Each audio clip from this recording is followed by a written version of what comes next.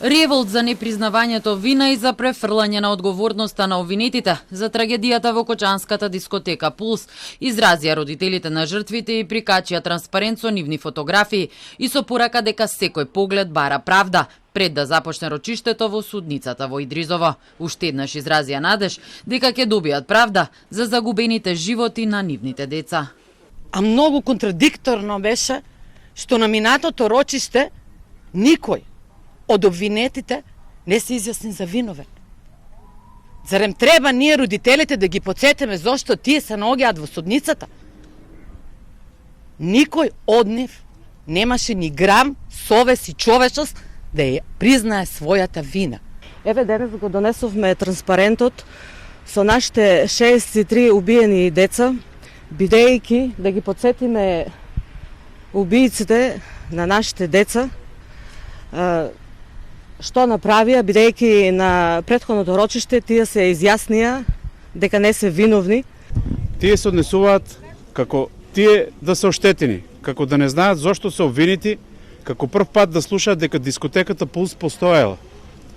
А и постоела и работела цели 13 години. Иако правото на одбрана е неприкосновено во секоја правна држава, еднакво е важно јавниот дискурс да биде чувствителен кон жртвите.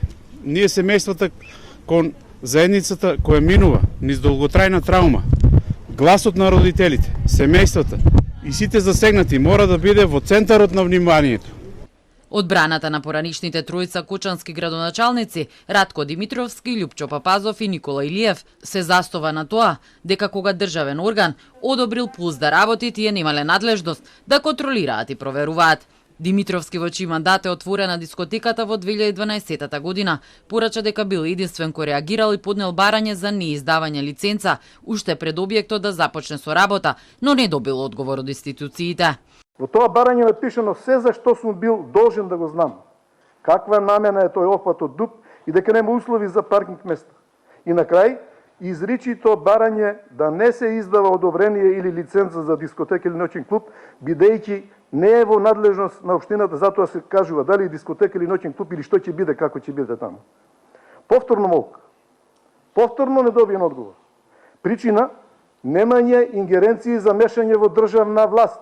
Одбраната на обвинетите општински градежни инспектори Огнен Ѓоргиев, Љупчо Стаменков и Николчо Гоцев тврди дека нивното непостапување не придонело да се случи трагедијата, бидејќи објектот немал конструктивни недостатоци. Инспекторот Гоцев во своја одбрана кажа дека никогаш не добил налог, пријава или допрен глас за да извршат контрола.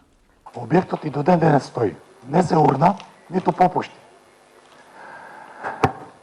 Од овде се гледа дека оваа трагедија не била воопшто градежна.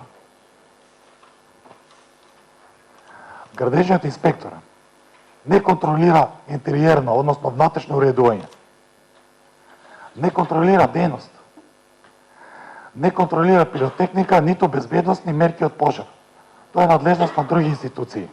Адвокатите на управителот на Агенцијата за обезбедување Рубикон, Јане Јанчевски, посочија дека нивниот клиент ниту бил ниту учествувал во овој трагичен настан, доека пак Звонко Давидовиќ, бранителот на обезбедувачот Ивица Грозданов, смета дека не им се суди на главните виновници. За пожарот во Пулс обвинети се 35 луѓе и 3 фирми. Тие се товарат за тешки дела против општата сигурност поради пропусти што довеле до трагедијата. Во пожарот загинаа 63 луѓе, а на 200 беа повредени.